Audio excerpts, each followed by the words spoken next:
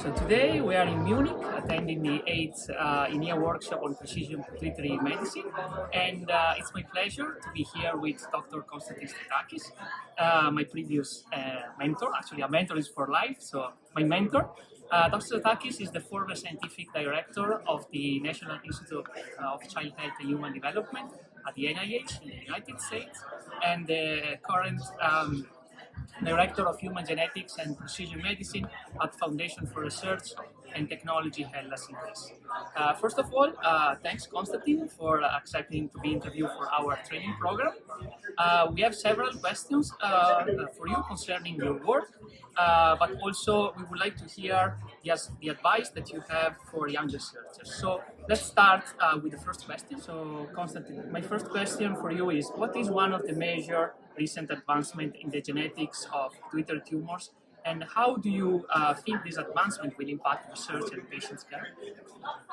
First of all, Giampaolo, it's just an absolute pleasure to be here with you today. After a couple of years that we've been separated, and I see your career, moving on to the next level.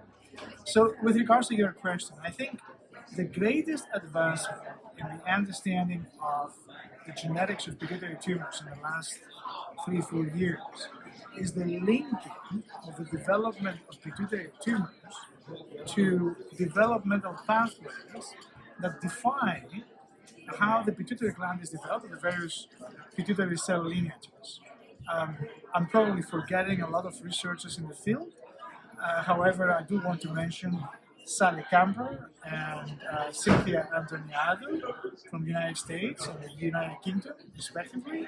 Both of them have published extensively in the last 2 years on molecular pathways and cellular populations that we know are contributing to pituitary development, to the pituitary tumor development. So I think this is by far something that we didn't have years ago, and that now we have access to. So it's a completely new knowledge with tremendous implications for understanding how tumors form and the therapy. I think the other work, and I know I don't want to say it here because you're here, but I do want to say that the description of the first taptopathy, in other words, the understanding that the activation of GPR101 in the context of growth hormone-producing pituitary tumors in this disease that we call X-linked acrogigantism or XLAG, this is a tremendous advance. This is the first time that any pituitary disease has been linked not to mutations, but to chromosomal architecture.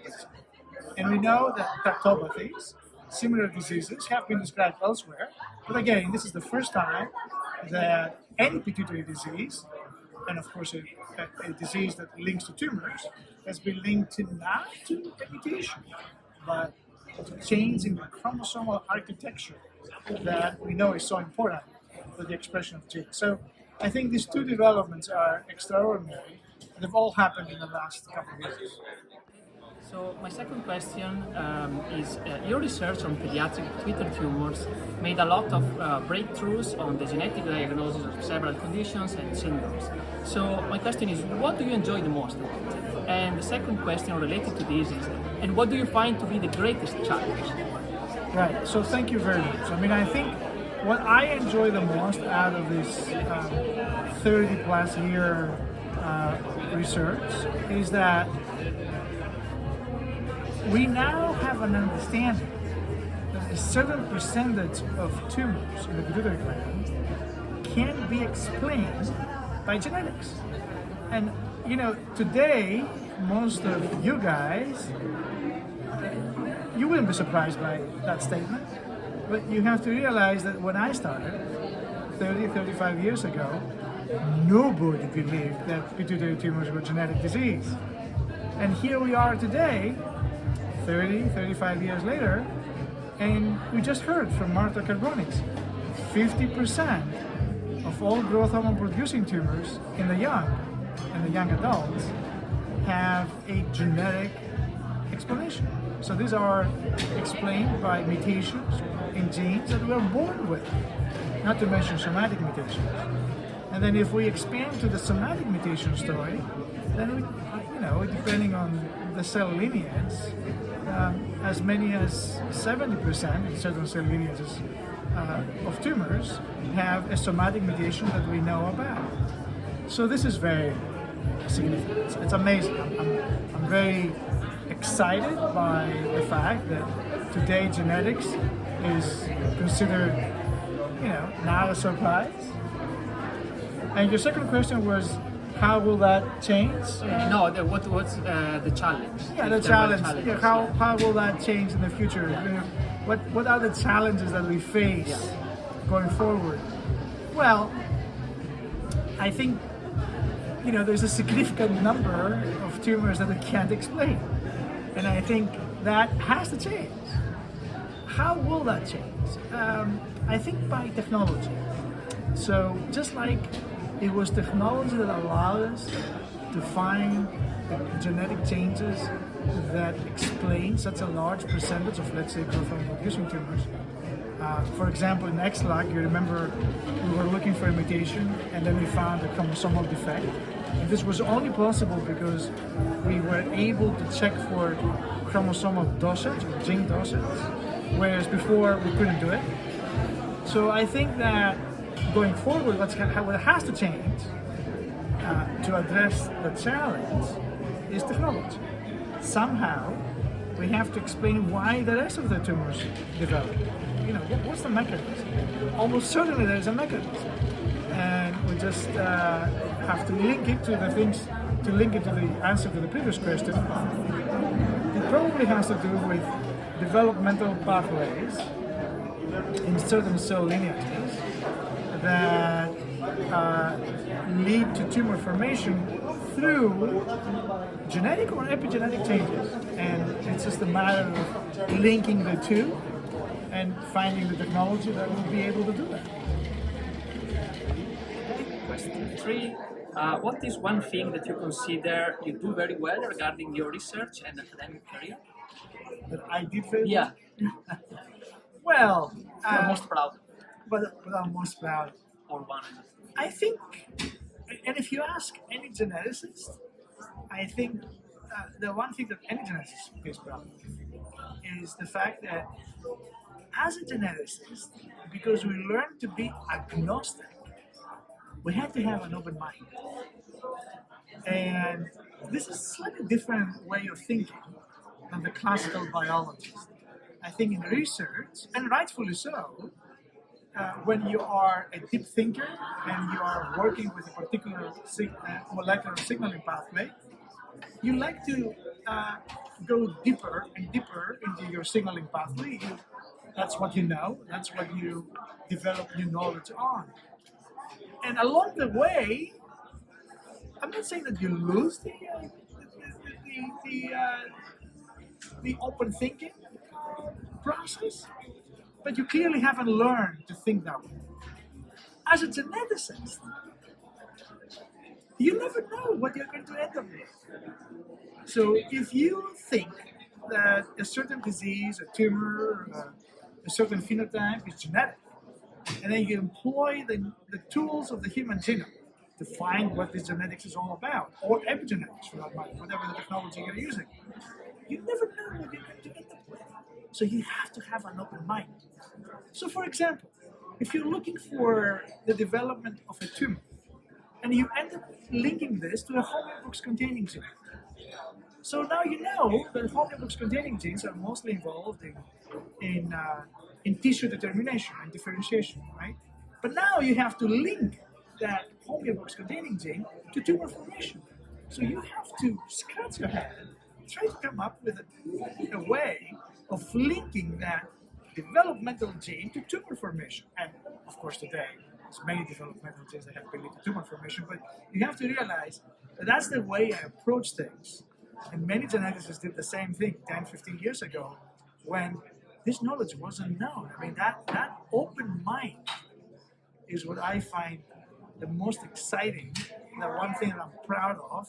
But I think I'm speaking on behalf of all geneticists.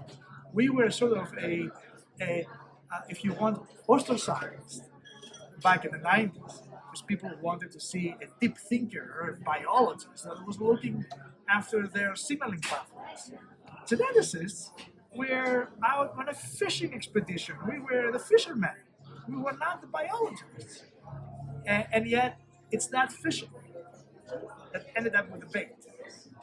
And it is that bait that explains most diseases today. So having an open mind on what the bait might be and what the biology will be about that bait is what genetics is all about. And I'm still excited by this today because this is what I do still today. I always did it, I still do it today. I did it with monogenic diseases for 35 years. I do it now with polygenic traits. And it's amazing. And of course, today we have the tools and the knowledge. So today, if you want to link the pathway with a phenotype, you can find everything, which you couldn't 20 years ago. 20, 30 years ago, you had to hypothesize. Today, there's good basis for your hypothesis. It's a beauty. That's what all of it. I'm proud of and I'm excited about it. It drives my everyday work, my everyday research. Constantine, is there one thing that you would like to change regarding your research and academic career, and if so, why? Yeah, I think if I would change anything is that I worked, as you know, because you worked with me there, I worked primarily in a research institution that was not because of it was government, United States government funded. It was not attached to an academic institution. We all had academic appointments, and I always had an academic appointment at Georgetown University, as you know. But our official position did not have a link to a university. And I regret that. I think that research should not happen outside an academic institution. And if you do have research centers, like the one I work at now in Greece, which is tightly linked to the university of the place, I think if you do have a research center, because of the beauty of teaching, the fact that teaching is not just transferring ideas, but also getting ideas from the trainees. I think that research should always be tied to the academic enterprise. So that's the only thing I would change. I obviously benefited tremendously from the fact that we had uninterrupted funding all these years, which is great. But I miss the fact that, I wasn't in a classroom every day. We had fewer interactions with students. Fortunately, as you know, in my lab, how many people came from all over the world, and we had trainees in medical fellowships. But again, we were very internationally connected, and that saved us. But you can see how many opportunities were missed by the fact that we didn't have a class to go to. Right? We didn't get the questions that these beautiful students are asking every day from their teachers. And so that's the only thing I would change. Otherwise, I obviously am very happy that I enjoyed uninterrupted funding of millions of dollars every year for so many years that allowed us to do this beautiful work that we both do. Constantine, my last question for you is, could you please give us some advice on work-life balance, especially for, this is very important for our young audience. Yes, of course, physicians and scientists together is dedicated to what we do. And clearly, for me, this was true. My science, my patients, and my research were almost everything. However, life is not just that.